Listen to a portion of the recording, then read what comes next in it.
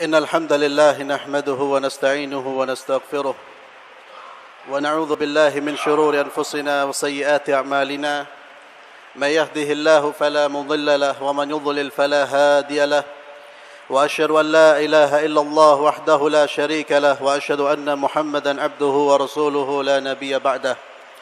قال الله تبارك وتعالى في كتابه الكريم: يا أيها الذين آمنوا اتقوا الله حق تقاته ولا تموتن إلا وأنتم مسلمون. يا أيها الناس اتقوا ربكم الذي خلقكم من نفس واحدة وخلق منها زوجها وبث منهما رجالا كثيرا ونساء واتقوا الله الذي تساءلون به والأرحام إن الله كان عليكم رقيبا. يا أيها الذين آمنوا اتقوا الله وقولوا قولا سديدا يصلح لكم أعمالكم ويغفر لكم ذنوبكم ومن يطع الله ورسوله فقد فاز فوزا عظيما. أما بعد، معاشر المسلمين جماعة sidang salat Jumat أعزنا الله وإياكم، أوصيكم ونفسي بتقوى الله فقد فاز المتقون. معاشر المسلمين rahimani wa rahimakumullah, di antara salah satu metode atau cara Rasulullah sallallahu alaihi wasallam menanamkan nilai-nilai kebaikan pada umatnya adalah melalui cara atau metode kisah-kisah, melalui cerita-cerita. Seringkali beliau sallallahu alaihi wasallam menceritakan tentang cerita-cerita atau kisah-kisah yang terjadi sebelum zaman beliau, atau kisah-kisah yang terjadi pada zaman Bani Israel. Begitu pula kalau kita melihat di dalam Al-Quranul Karim, banyak sekali kisah-kisah yang Allah Subhanahu wa Ta'ala hadirkan di dalam Al-Quran. Dan kisah-kisah ini merupakan salah satu cara yang terbaik kita menyampaikan nilai-nilai kebaikan kepada orang lain. Sebagaimana firman Allah Subhanahu wa Ta'ala, laqad kana fi qasasihim ibratun liulil albab. Telah ada di dalam kisah-kisah mereka ibrah, pelajaran bagi orang-orang yang mengerti, bagi orang-orang yang mau berfikir. Ma'asyiral muslimin, a'azzanallahu wa iyyakum, salah satu kisah yang pernah diceritakan oleh Rasulullah sallallahu alaihi wasallam kepada para sahabat-sahabatnya adalah kisah tentang 3 orang dari kalangan Bani Israel. Kisah ini diriwayatkan oleh sahabat Rasulullah sallallahu alaihi wasallam yang bernama Abu Hurairah, dan kisah ini juga dicatat oleh Imam Bukhari dan Muslim di dalam kitab sahih mereka berdua. Abu Hurairah radhiyallahu taala beliau berkata, annahu sami'a Rasulullah sallallahu alaihi wasallam. Abu Hurairah mendengar dari Rasulullah sallallahu alaihi wasallam yaqul, bahwasanya beliau bersabda, inna thalathatan min Bani Israel abras wa aqra wa a'ma. Di kalangan Bani Israel, kata Rasulullah sallallahu alaihi wasallam, ada 3 orang. Yang pertama abras, jadi seseorang yang memiliki penyakit pada kulitnya, terkena penyakit kulit. Yang kedua aqra, orang yang tidak memiliki rambut di kepalanya karena suatu penyakit. Yang ketiga a'ma, orang yang buta, kehilangan penglihatan. Fa aradallahu ay yabtaliyahum. Kata Rasulullah, Allah pun ingin menguji mereka bertiga. Fa ba'atha ilaihim malakan. Allah mengutus kepada mereka seorang malaikat atau malaikat. Malaikat yang datang kepada mereka dalam bentuk manusia. Malaikat dalam bentuk orang, dalam bentuk manusia. Fa'atal abras. Malaikat ini pun datang untuk menguji orang pertama, yaitu al-abras, seorang yang terkena penyakit kulit. Malaikat ini berkata, ayyu syai'in ahabbu ilaik. Apa yang paling engkau sukai? Apa yang paling engkau inginkan pada saat ini? Qala launun hasan wa jildun hasan. Saya ingin warna kulit saya baik, bagus. Saya ingin kulit saya sempurna, baik. wa yadhhabu anni alladhi qad qadharani an-nasu bihi.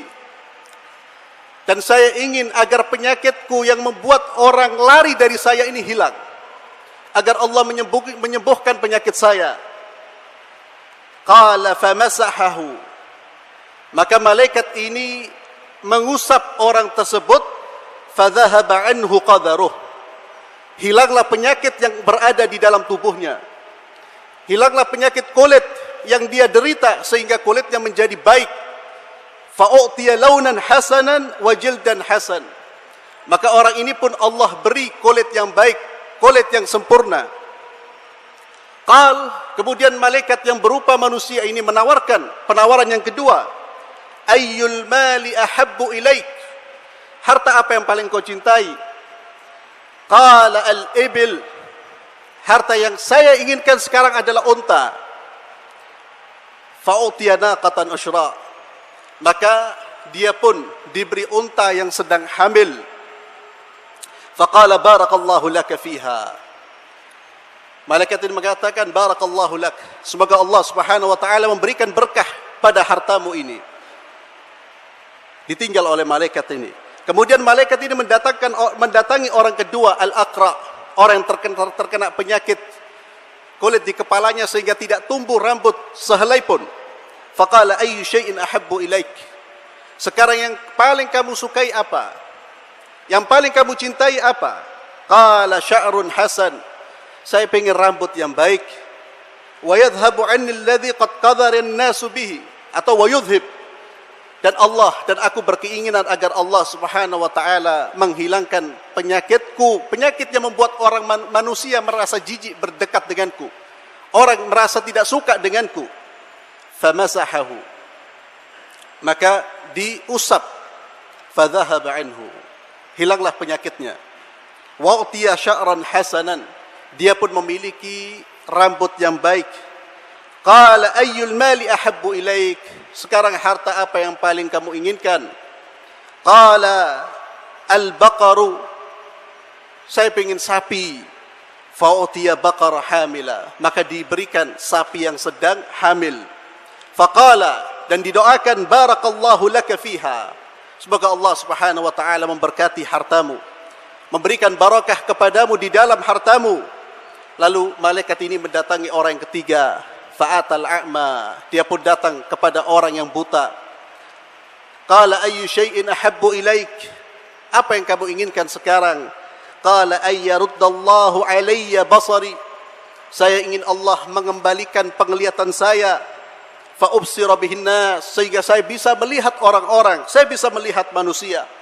Famasahahu, maka diusaplah. Faraddallahu ilaihi basarahu, kembali penglihatannya, dia pun dapat melihat dengan sekali usapan. Qala fa ayyul mali ahabbu ilaik. Harta apa yang paling kau inginkan?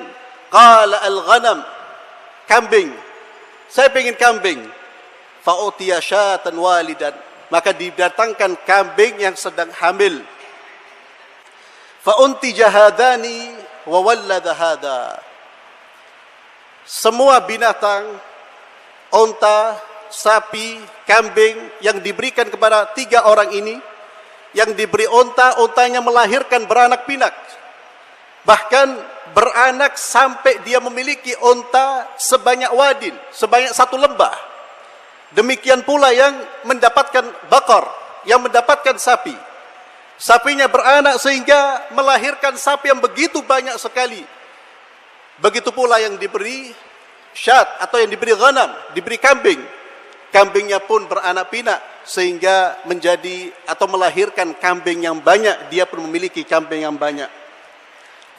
Ketika mereka ketiga orang ini sudah kaya raya, yang satu kaya dengan untanya, yang satu kaya dengan sapinya, yang satu kaya dengan ghanamnya, didatang lagi malaikat dengan wujud manusia. Dia datang kepada orang yang dulunya terkena penyakit kulit. Faqala rajulun miskin wa ibnu sabil qad inqata'at bil hibal fi safri hadha fala balagha lil yawm illa billahi thumma bik. Aku adalah rajulun miskin, aku adalah orang miskin. Wabnu sabil, dan aku sedang dalam perjalanan. Qad inqata'at bil hibal, Saya tidak memiliki bekal. Bekalku telah habis. Tidak ada bekal yang menyampaikan aku sampai kepada tujuanku. As'aluk, saya mohon kepadamu, billadzi a'taka al-lawn al-hasan wal jild al-hasan. Aku mohon kepada Allah yang telah memberikan kulit yang baik kepadamu, yang telah memberikan rupa yang baik kepadamu, yang telah menghilangkan penyakitmu. Ba'iran atabalaghu bihi fi safari. Saya mohon satu hewan saja, berikan kepada saya agar aku bisa sampai kepada tujuanku. Apa jawaban orang ini? Orang yang dulunya fakir, orang yang dulunya miskin, orang yang dulunya terkena penyakit kulit dan Allah sembuhkan dalam sekejap. Al-huququ katsira.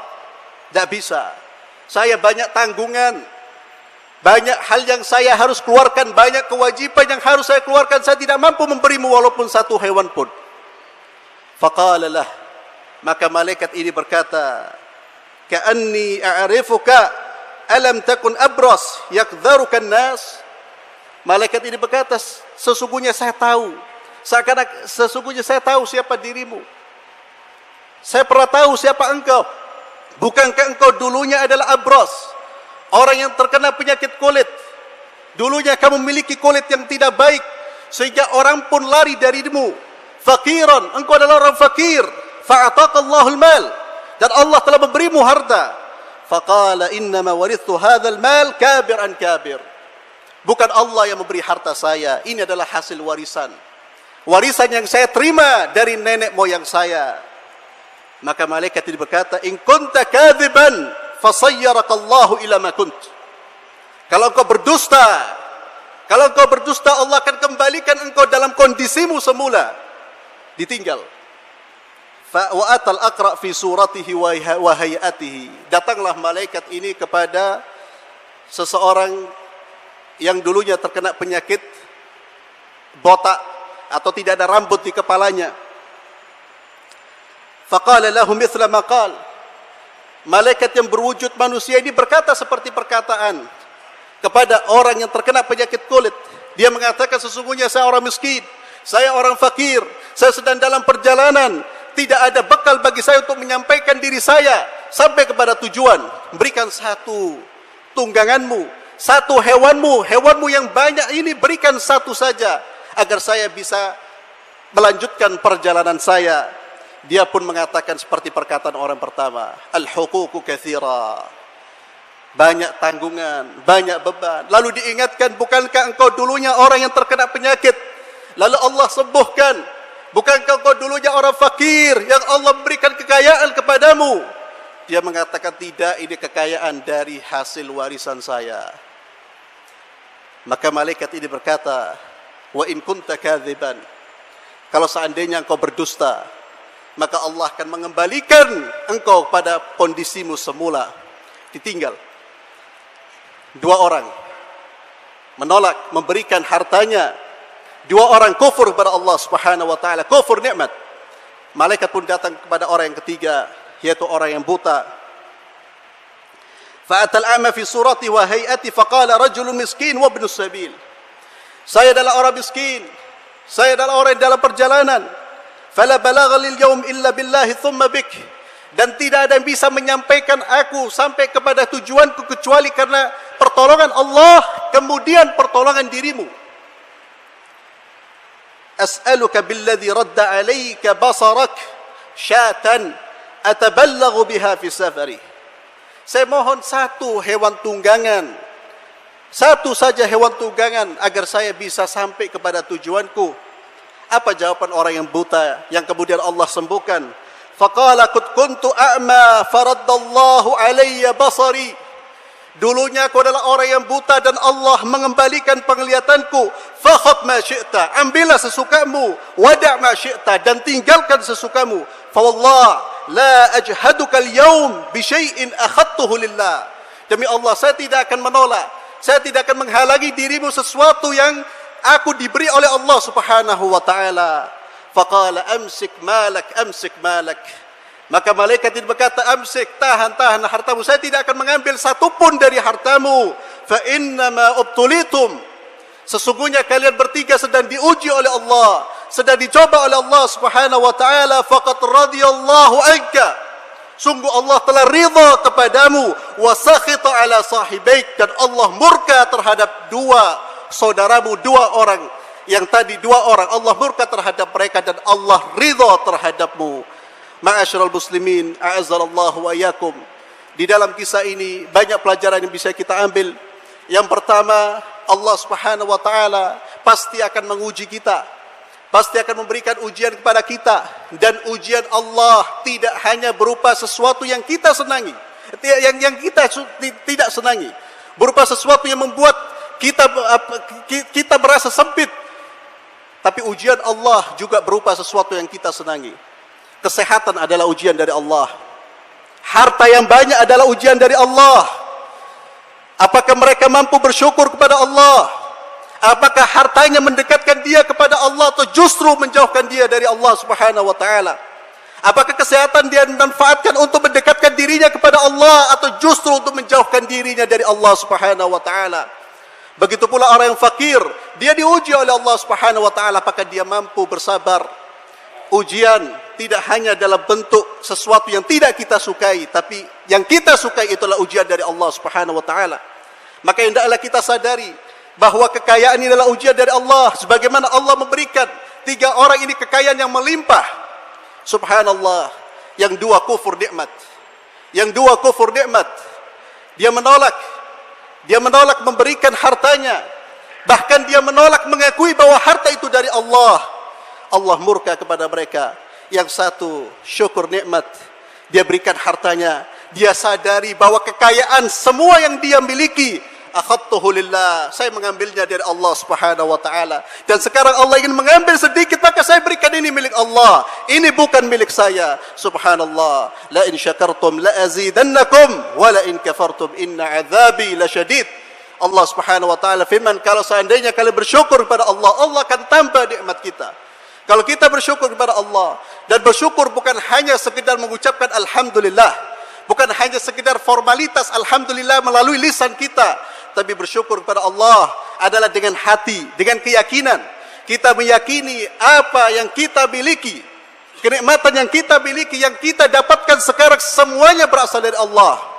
Bukan hanya harta, penglihatan kita, pendengaran kita, lisan kita, kaki kita, anggota tubuh kita, pernafasan kita, Allah yang memberi tanpa ada uang sepersen pun yang kita keluarkan. Kita harus yakin bahwa itu semua berasal dari Allah.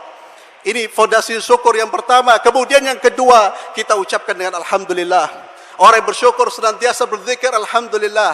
Apapun yang terjadi dia mengucapkan alhamdulillah. Bahkan ketika Allah mengambil sebagian dari hartanya, dia mengucapkan alhamdulillah, karena Allah masih banyak memberikan karunia kepadanya.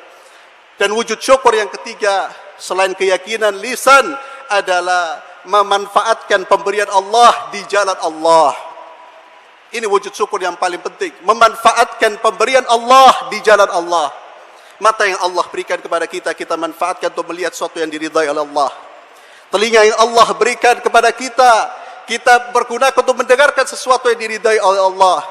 Sungguh tidak bersyukur orang yang diberi mata dengan gratis, lalu dia menggunakan matanya untuk melihat hal-hal yang diharamkan oleh Allah. Apakah termasuk beradab, beretika? Allah sedang melihatnya dan Allah sedang memberikan nikmat, lalu dia gunakan nikmat itu untuk membuat murka Allah Subhanahu wa taala. Wujud syukur ma'asyiral muslimin, memanfaatkan apa yang Allah berikan di jalan Allah Subhanahu wa taala. Begitu pula kaki kita, begitu pula lisan kita. Sekali lagi tidak hanya mengucapkan alhamdulillah, ketika kita bersyukur pada Allah, Allah akan tambah nikmat kita. Dan ketika kita kufur pada Allah, Allah akan cabut barakah dari nikmat tersebut. Kemudian ma'asyiral muslimin, di dalam kisah ini juga kita bisa mengambil pelajaran bagaimana kebesaran Allah Subhanahu wa taala. Bagaimana qudratullah, kemampuan, kekuatan Allah, kekuasaan Allah. Allah mampu merubah malaikat, berwujud manusia. Dan Allah mampu menyembuhkan penyakit dalam sekejap. Tidak ada yang susah bagi Allah, tidak ada yang sulit bagi Allah Subhanahu wa taala. Maka ketika kita mendapatkan masalah, kembali kepada Allah. Ketika kita mendapatkan penyakit, yang pertama kali kita curhat kepada Allah. Jangan sampai kita curhat kepada manusia, kita lupa kepada Allah, seakan-akan penyembuhnya adalah manusia.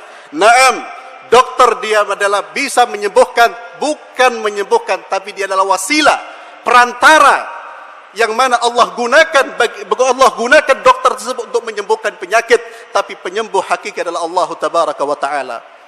Kadang-kadang kita subhanallah, kita lupa secara tidak sadar kita bertawakal kepada manusia. Kita mencari dokter yang luar biasa dan itu naluri dan itu diperintahkan. Kita mencari yang terbaik itu diperintahkan, tapi ingat, jaga keyakinan kita. Jangan sampai kita mencari orang yang terbaik karena meyakini bahwa dialah sumber kesembuhan. La Allah tabaraka wa ta'ala. Allah yang memerintahkan kita mencari yang terbaik dan Allah yang menentukan sembuh apa tidak. Kita lihat kadang-kadang orang ketika disembuhkan penyakitnya, yang dia puji adalah dokternya. Yang dia ungkapkan adalah subhanallah, luar biasa dokter fulan, luar biasa dokter fulan, dia lupa. Padahal ketika kita mendapatkan kesembuhan, ketika diangkat oleh Allah musibah yang ada pada diri kita, semuanya berasal dari Allah. Orang yang bersyukur yang pertama kali dia ingat Allah. Alhamdulillah. Alhamdulillah. Dan dia senantiasa mendekatkan dirinya kepada Allah subhanahu wa ta'ala. Kita lihat qudratullah, kekuasaan Allah subhanahu wa ta'ala. Tidak ada sesuatu yang tidak mungkin bagi Allah subhanahu wa ta'ala.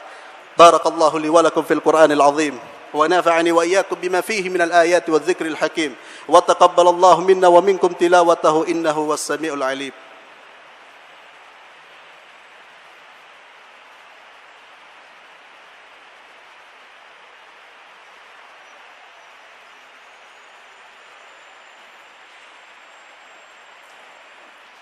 الحمد لله رب العالمين والعاقبة للمتقين ولا عدوان إلا على الظالمين أشهد أن لا إله إلا الله إله الأولين والآخرين وأشهد أن محمدا عبده ورسوله رسول أرسله الله إلى الناس أجمعين أما بعد معاشر المسلمين رحمني ورحمكم الله تبارك وتعالى. Sekali lagi marilah kita ambil pelajaran dari kisah tadi. Saya kira saya cukupkan dua pelajaran yang bisa kita ambil. Mari kita senantiasa bersyukur kepada Allah Subhanahu wa taala. Mari kita ingat bahwa apa yang kita miliki semuanya berasal dari Allah. Harta kita pemberian Allah. Semua yang kita miliki semuanya pemberian Allah Subhanahu wa taala. Itu harus kita sadari. Dan mari kita sadari kalau ini pemberian Allah, apakah layak saya menggunakan pemberian Allah untuk membuat murka kepadanya? Apakah layak saya menggunakan pemberian Allah gratis yang Allah berikan kepada saya untuk membuat sang pemberi marah? Bukankah itu adalah tindakan orang-orang yang tidak berakal? Tindakan orang-orang yang tidak punya rasa malu di hadapan Allah Subhanahu wa taala. Kemudian ma'asyiral muslimin rahimani wa rahimakumullah. Untuk menutup ini saya ingin sampaikan bahwa masjid Yayasan Purgal Al-Ihsan Surabaya membuka penggalangan dana untuk saudara-saudara kita di Papua. Kita tahu bahwa pada tanggal 1 Syawal saudara-saudara kita yang seharusnya bergembira merayakan kemenangan mendapatkan serangan dari sebagian kelompok masyarakat sehingga terbakarlah kios-kios dan terbakarlah masjid. Ini sesuatu yang membuat kita sedih. Ini sesuatu yang membuat umat Islam marah. Ma'asyiral muslimin, mari kita buktikan solidaritas kita, mari kita buktikan loyalitas kita, mari kita buktikan ukhuwah kita untuk membantu saudara-saudara kita. Mereka butuh bantuan untuk membangun kios-kios mereka. Mereka butuh bantuan untuk mengembalikan harta-harta yang terbakar. Dan mereka butuh bantuan untuk mengembalikan masjid yang telah terbakar. Mari kita bantu. Dan Rasulullah sallallahu alaihi wasallam bersabda, "Mathalul mu'minina fi tawaddihim wa tarahumihim wa ta'atufihim kamathalil jasadil wahid idza ishtaka minhu 'udwan tada'a lahu sa'irul jasadi bis-sahri wal humma." Permisalan orang beriman dalam kasih sayang mereka, dalam rasa cinta di antara mereka, dalam rasa rahmat di antara mereka, itu seperti satu tubuh. Permisalannya satu tubuh. Jika salah satu dari anggota tubuh sakit, maka tubuh yang lain pun akan merasakan sakit. Ini adalah permisalan yang indah. Orang beriman adalah orang yang sakit dengan rasa sakit yang diderita oleh saudaranya. Orang beriman adalah orang yang sedih dengan kesedihan saudaranya. Orang yang beriman adalah orang yang bergembira dengan kegembiraan saudaranya. Ini adalah wujud dari keimanan kita. Allah Subhanahu wa taala firman, "Wal mu'minuna wal mu'minatu ba'dhuhum awliya'u ba'd." orang-orang beriman adalah wali, saudara di antara mereka, penolong bagi mereka. Maka mari kita buktikan keimanan kita dengan membantu saudara-saudara kita, dengan memberikan bantuan yang layak bagi saudara-saudara kita, memberikan bantuan uang kepada saudara-saudara kita. Bagi yang tidak mampu memberikan bantuan apa-apa, kita berdoa untuk saudara-saudara kita.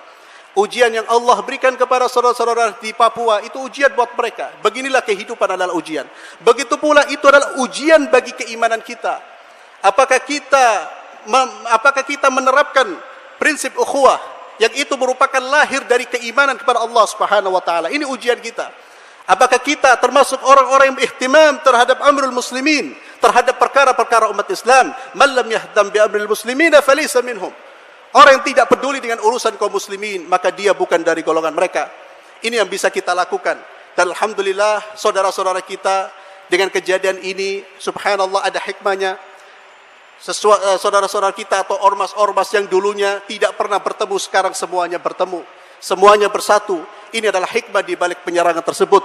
Dan mudah-mudahan dengan banyaknya makar-makar musuh-musuh Allah justru semakin memperkuat persatuan Islam dan kaum muslimin, justru semakin memperkuat akidah kaum muslimin dan menyatukan umat Islam di atas Islam, bukan di atas golongan, bukan di atas nama kelompok, bukan di atas nama kelompok pengajian dan lain sebagainya, tapi di atas Islam.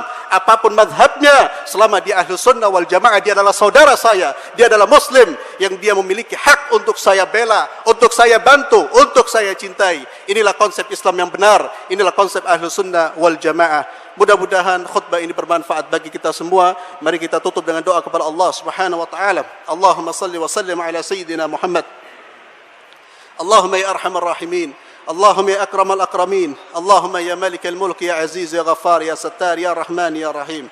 اللهم اجعل جمعنا هذا جمعا مرحوما وتفرقنا من بعده تفرقا معصوما. اللهم اعز الإسلام والمسلمين وأذل الشرك والمشركين ودمر أعداءك أعداء الدين.